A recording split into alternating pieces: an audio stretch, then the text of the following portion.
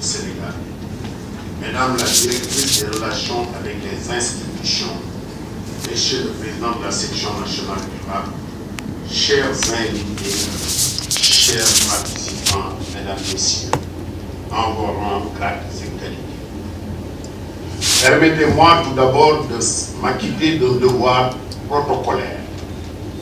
Son Excellence, M. Moustapha Niasse, Président de l'Assemblée nationale du Sénégal, en mission à l'étranger, m'a chargé de vous transmettre ses salutations et de vous souhaiter la bienvenue au Sénégal et formuler des vœux de réussite pour vos présentes assises. Il aurait aimé être parmi vous, mais les contraintes d'un agenda chargé liées à ses fonctions en ont décidé autrement. Madame la Présidente, en ce début du 3e millénaire, la problématique de la démocratie ressurgit avec force. En effet, de partout, les populations exigent des gouvernants la consolidation des acquis démocratiques et le respect des libertés collectives et individuelles.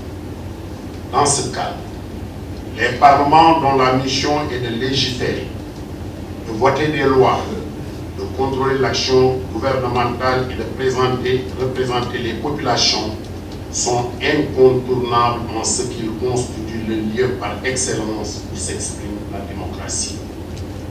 Dès lors, et pour ce faire, ils ont besoin de s'appuyer sur des ressources humaines de qualité, une administration professionnelle, performante et efficace. C'est pour jouer pleinement ce rôle déterminant que vous avez mis en place depuis 2003 le réseau africain des personnels des parlements, dont les objectifs sont, entre autres, la formation professionnelle du personnel, le renforcement des capacités des institutions parlementaires et le développement de la coopération interparlementaire. À travers ces objectifs, qui recoupent la mission dévolue à nos parlements, apparaît une volonté manifeste de toujours mieux servir nos institutions parlementaires.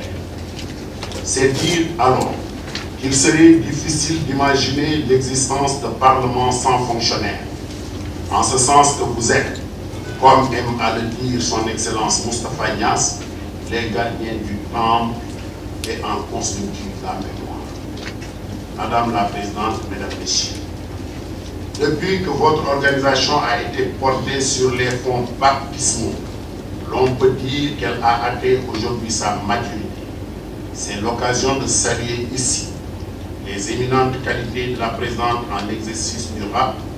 Je veux nommer Madame Marie-Joséphine Gallo, secrétaire générale de l'Assemblée nationale. Je suis convaincu qu'elle continuera d'apporter une dynamique nouvelle à votre réseau, qui s'érige de plus en plus comme un socle incontournable sur lequel pourront s'appuyer nos parlements pour affronter les défis du futur. Je tiens particulièrement au nom du président de l'Assemblée nationale et au nom de tous mes collègues députés à la remercier et la féliciter pour son professionnalisme et sa passion pour le travail parlementaire. Madame la Présidente, je voudrais saluer la pertinence et l'acuité du thème central retenu pour cette 12e Assemblée générale du Parlement et bonne gouvernance. Son opportunité et son importance ne sont plus à démontrer.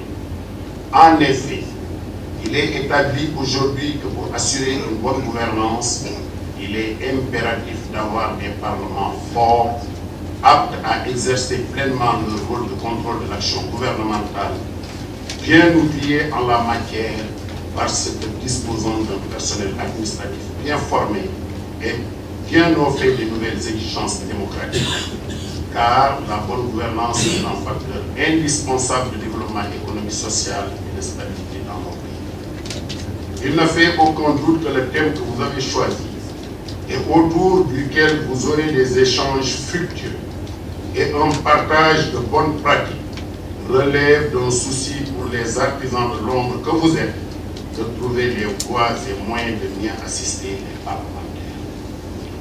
En souhaitant plein succès à vos travaux, je déclare ouverte la 12e Assemblée du réseau africain des personnels des parlements. Je vous remercie de votre attention.